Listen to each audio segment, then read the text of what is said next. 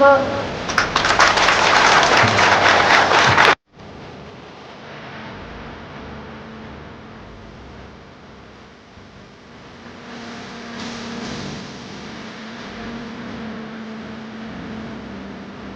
વલ્લભ ઇટાલિયા, 5 ટોબરા અમારું ગામ છે.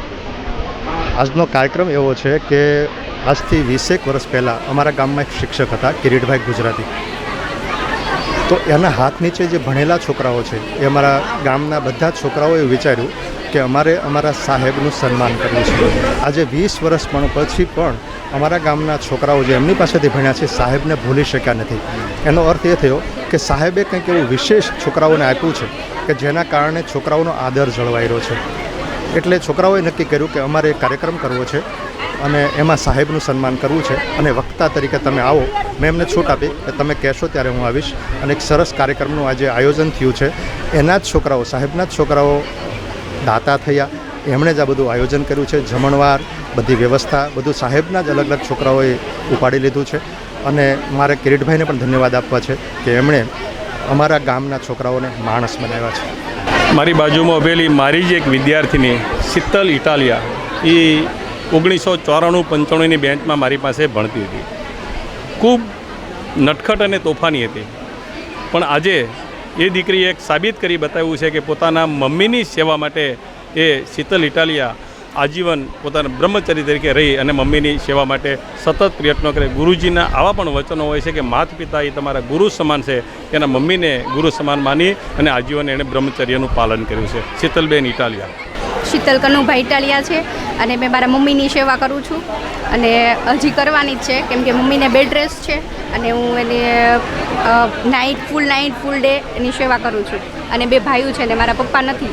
25 વર્ષથી મારા પપ્પા નથી. 25 વર્ષથી પપ્પાની ગેરહાજરી છે. હું 7 વર્ષની હતી ને ત્યારે પપ્પાની ગેરહાજરી છે ત્યારથી. અને ત્યારથી હું મારા મમ્મીની સેવા 7 વર્ષથી તો મારા મમ્મીની સેવા કરું છું. મારું નામ કિરીટભાઈ ગુજરાતી છે. ગારિયાધાર તાલુકાનું નાનકડું એવું 5 ટોબરા ગામ, ત્યાં 1992થી 2000 સાલ સુધી જે મેં કર્મભાવથી બાળકોને ભણાવ્યા અને એ બાળકોએ આજે મારું ઋણ અદા કરવા માટેનો એક સરસ મજાનો કાર્યક્રમ ગોઠવ્યો છે.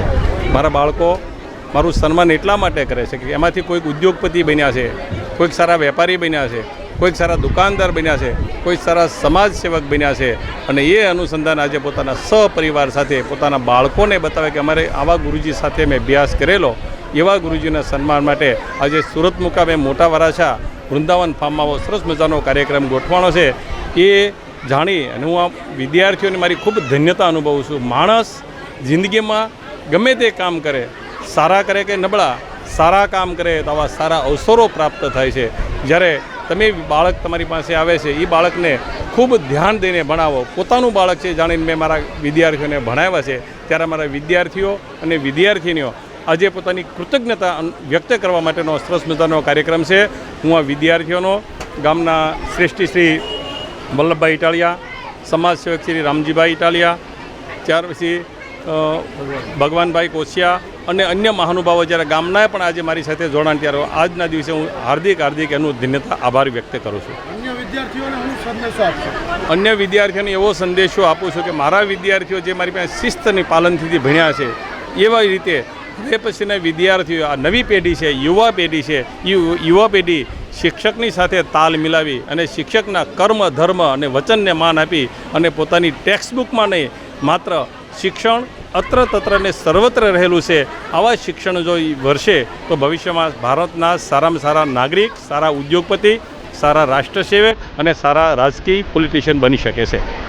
ત્યારે તમે જો આ તાળી ભેગી વાગે છે, તમારી જોરદાર તાળીઓ ભેગી.